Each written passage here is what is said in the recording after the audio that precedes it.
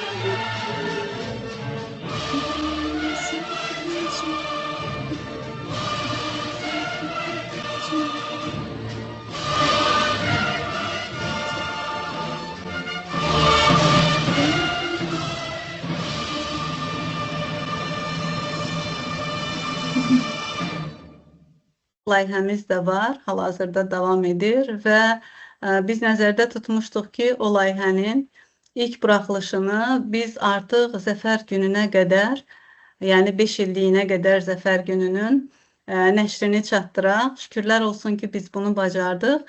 Mən istəyirəm elə onun birinci nəşrini mən sizə təqdim edim. Şuşa Library layihəmiz var. Bu layihənin məqsədi bir il ərzində 44 sayda kitabı bu seriya adı altında, Şuşa Library seriyası adı altında Kindle Direct Publish platformasında paylaşmaq və Amazona inteqrasiyasını təmin etməkdir. Artıq bu seriyanın 44 kitabından biri Şuşadan Dünyaya Sülh Mesajı adı altında nəşr olunub və 180-dən çox ölkəyə limitsiz sayda, limitsiz müddətə yayımlanmaqdadır.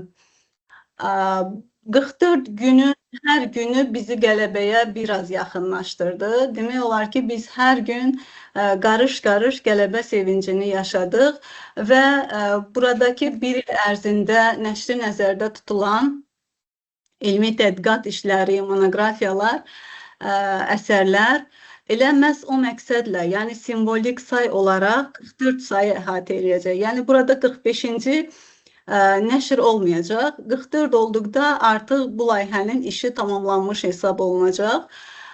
Ümid edirəm ki, biz növbəti qələbənin, yəni 6 illik il dönümünə qədər 44 sayda nəşrləri reallaşdıra biləcəyik bu platformada.